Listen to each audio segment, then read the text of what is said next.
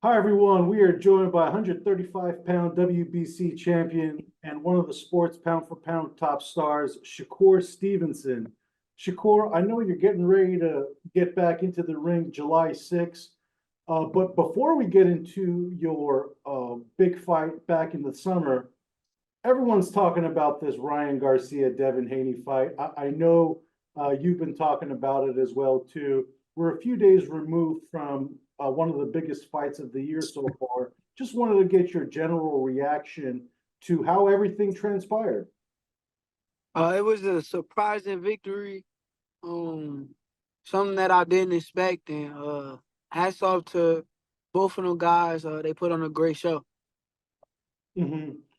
How surprised were you that Ryan just shocked the world, shocked all of us? Because outside of his team, not a lot of people were giving him a chance to beat Haney. Yeah, I'm one of those people's, and honestly, I was very surprised. I didn't think that he had it in him. I didn't think he had the boxing skills to do that, but he proved me wrong, and he had boxing skills. He had power, and it looked like it was just his night. Mhm. You've had back and forths on social media with both fighters, but obviously you know there's a level of respect between you guys as top level fighters. What is your message to Haney as he rebuilds himself into becoming the guy again as he wants to be? My message will be take some time off. Gather yourself together before you just jump back in the ring, and I would suggest him taking a lot of time off and getting his head right. Mhm. Do do you think that was a career altering beating? I mean, we saw what Terrence Crawford did to Errol Spence last year. Do you think that was that caliber of a beating that Ryan put down? Yeah, it definitely could be, but it's still question marks on both of them, on Haney, and question marks on Errol Spence. I don't know how they're gonna come back from it, but hopefully they get it together. Mhm. With you've sparred against them, you've fought with them in the amateurs. What was your takeaway from that entire sequence? You're a very involved player in this fight. You could eventually face these guys down the line. I know Ryan's a little bit more heavier now, but you could eventually face these guys Yeah, down. but before the fight, he said that he'll fight me. Mhm. Before the fight, he said on Twitter Spaces, he said that after this fight, if he can't get the Tank rematch, that he'll fight me. Sounds like that would have to be at some sort of a catch weight you're comfortable with. What would that be? I mean, he could make 143. We see, so I mean, around that weight, I think we could negotiate and talk about it. But I think something that we both comfortable with, something that's not going to drain him and not too big for me. So 143 is an ideal number for you? I don't know. I don't know. But something around that for sure. Mhm. We see he can make the weight, so we could negotiate and sit at the table and come up with something. And I think that's something for me and him to do. What do you make of Ryan missing weight? Seems like he did it on purpose. Seems like he did it to get a one up on Haney into the fight. What do you make of that? Does that tarnish the win a little bit? Now, I don't tarnish the win just because the fact that he put on a hell of a performance. But I don't agree with that. I think that he should have. I mean, I think all in all, I think it was on Haney team though too. They accepted it. I think that they should try to make him cut a little bit more weight. At least try to lose some type of weight instead of just worrying about the bet. But I think that was more so on their team. But if it was me, I would have had his ass at least make 142 pounds at least, so he could be a little bit more drained than just coming in there feeling really good. Mhm. Of course, you've been on that other side of the situation. 3 pounds is a lot too. Yeah, You and said you said what? I've said you've been on that side of the situation too with your fight against Robson Conceição when you Yeah, but I was like 1.5. I wasn't three right, pounds. 3 pounds is crazy. right. Can you take us through the backroom negotiations, what that's like, being in that position? Uh, I mean, I mean that's more so for my team. They kind of went through it and they just let me know. I just had to pay some money to him and give money up to Robson Conceição. And Gotcha, he was cool with it and everything was good. But like I said, 1.5 and then 3 pounds is like a big difference. gotcha. And my question was just to give the viewers an idea of what happens behind the scenes. So thank you for shedding some light on that. So you got this fight July 6th coming up, Newark, New Jersey, another hometown fight against Artem Harutyunyan, who fought Frank Martin, gave him hell in that fight, and Frank really needed a rally late in the rounds to sneak away with the win. Uh, this was obviously one of the opponents that was presented to you. Was this the opponent you wanted, though? That was the only opponent that was presented to me. I didn't get another opponent. And honestly, yeah, I was cool with it because Tank is fighting Frank Martin, and I'm fighting Artem. They just fought each other. It's a way we can gauge off of these performances and see like, okay, with Tank fighting Frank Martin, if Frank Martin do good with Tank, and then I beat up Artem, like people could gauge and see like, the difference and that kind of stuff because two top guys at 135 pounds is me and Tank. So honestly, I feel like I guess with this fight and with him fighting Frank Martin, we could gauge a lot more off of and see um the differences. Mhm. I mean, styles make fights too, so that stuff don't matter either. Mhm.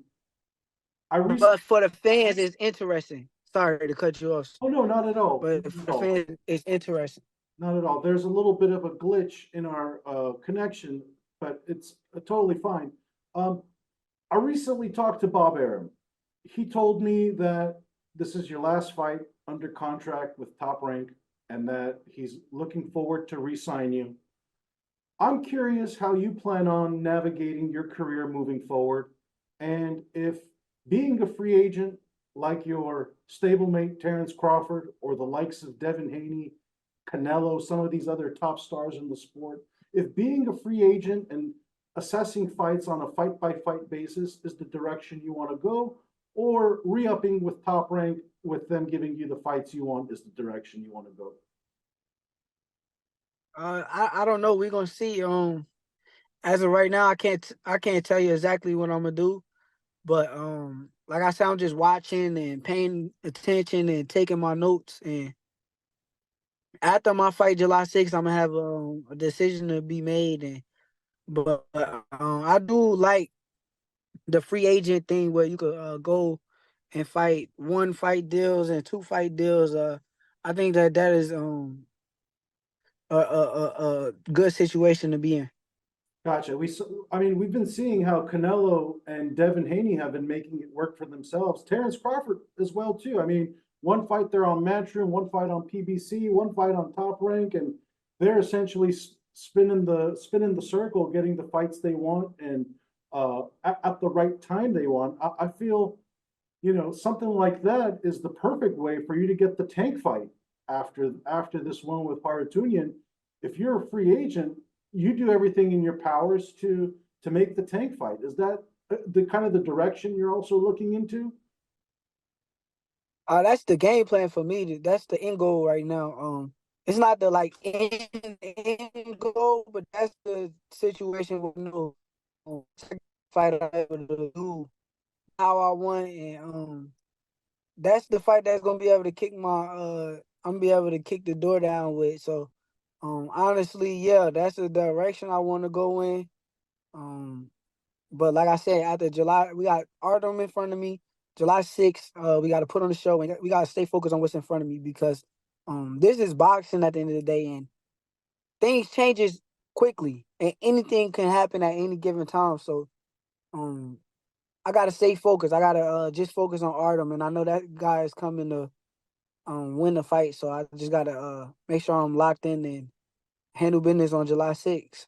Absolutely. I mean, we almost saw him shock Frank Martin. Like I said, if it wasn't for the late round knockdown, he ran out of gas, ran out of wind to finish the fight in a way that would have gotten him the decision. Seeing that fight and scouting him the way you have, do you think Frank Martin beats Gervonta Davis in June? Honestly, with or without that fight, I didn't think that could beat Gervonta Davis. I think that the skill level is just too high for him, and I think that Tank could beat him. Mhm. There's another mouth-watering fight for you, and that is something Top Rank can present. It's a title unification fight against the winner of George Kambosos and Vasily Lomachenko. That is something that, that Lomachenko fight has been kind of dangled in front of you for a while. And it feels like, if not now, when? We kind of saw it with Terrence Crawford and Manny Pacquiao. That fight never happened under the Top Rank banner. And Pacquiao's star wasn't used in a way to boost up Terrence. You're perhaps in a similar situation where if the Lomachenko fight is not presented to you, then where does Lomachenko go after this? Because all the guys at 135 are going to eventually move up. Is that the fight you would take with Top Rank after Haratunian? Yes, for sure. I think that's the fight right there. I think that, like I said, with boxing, we don't know what's gonna happen, so we gotta sit back and we gotta watch. And if he looks real good with Cambosis and going there and do what I think he's gonna do, I think that me and Lomachenko should be next. I think that that's the next fight to make, unify the division, and I think that's gonna be like passing the torch. A lot of people don't really know that. Honestly, this is like me being honest. Lomachenko is like one of my favorite fighters. Like that's one of the fighters that I kind of watched a lot coming up, and um, it'll be very lovely to share the ring with him. But as of right now, it's my time. So you put him in front of me, I'm gonna have to handle business. So um, but I think that he's a hell of a fighter. I think that that fight should happen, but that's more so a Lomachenko question. I think that that's his team, and his team got to accept the fight, but hopefully we can make it happen. And I'm sure you want him to look good too, because no one wants to say Shakur beat a faded, old, beat down version of Lomachenko too. So I'm sure you're looking for Loma to look strong, look like the pound for pound great that he was back, and they have a turn back the clock performance.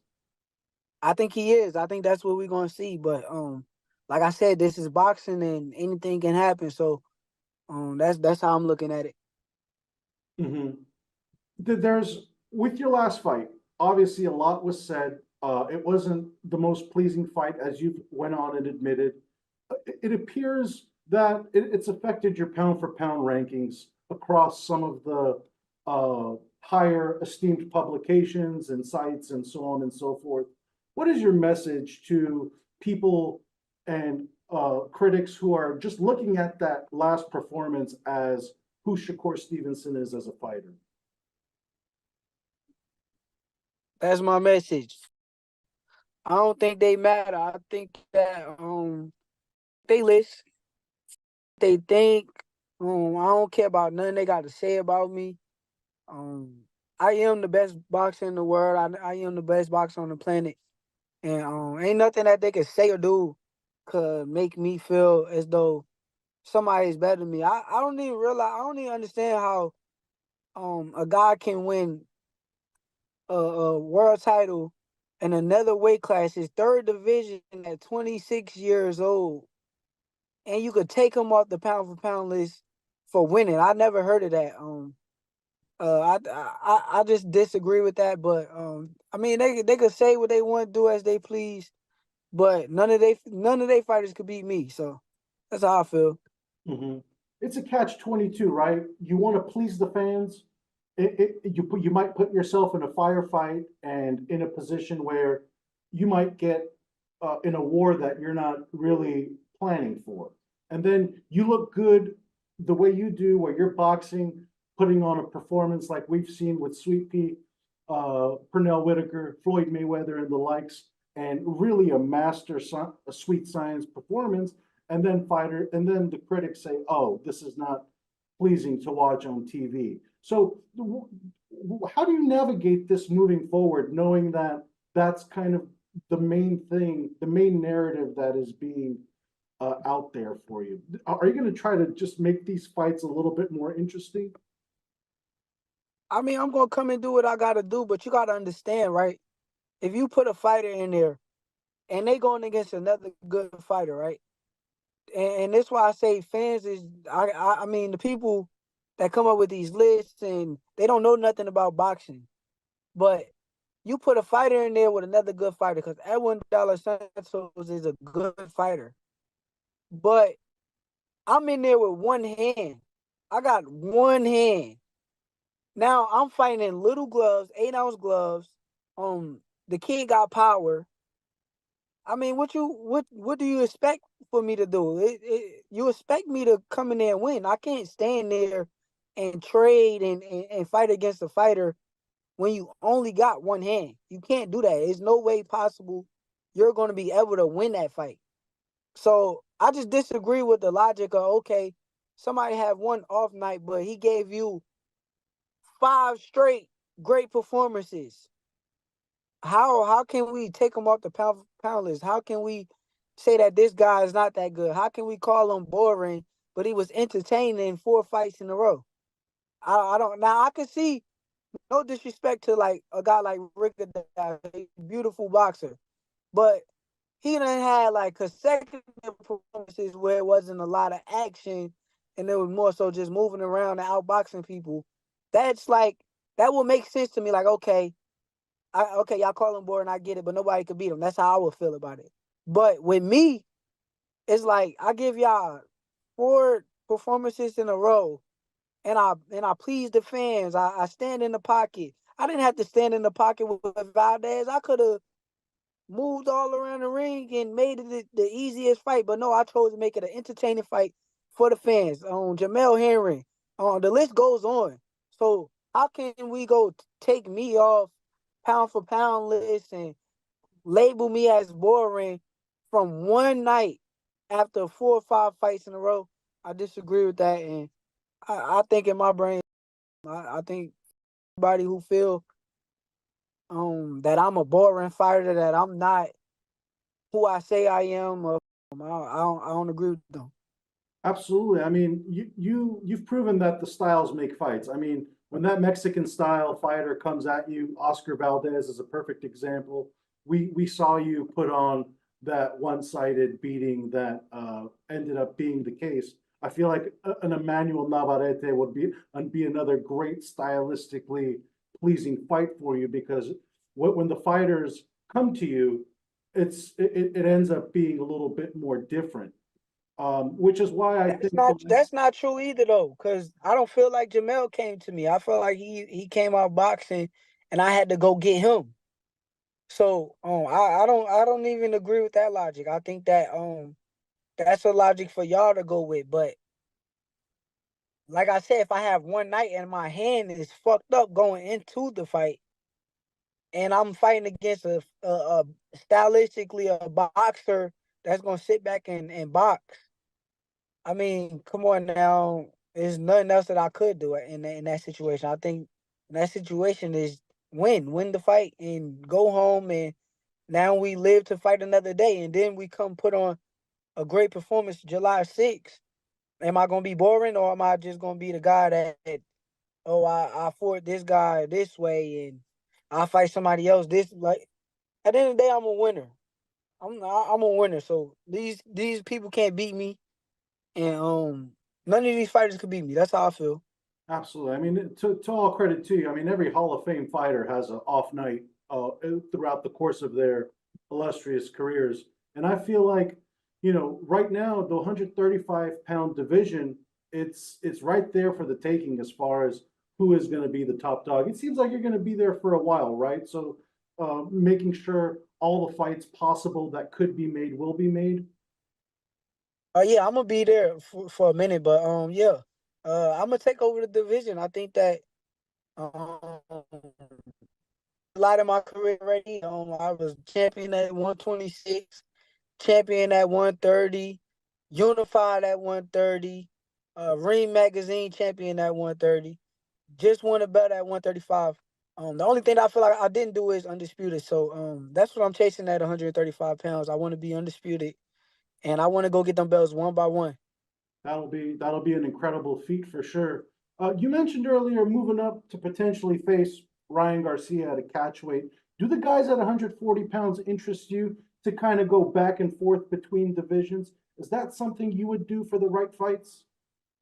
Yeah, for sure. I would definitely do that for the right fights. I think that if it's a fight that make a lot of sense, and I think that hold up, try to cut this car off. Why the she's doing this? But I can't help you with that right. Shut up.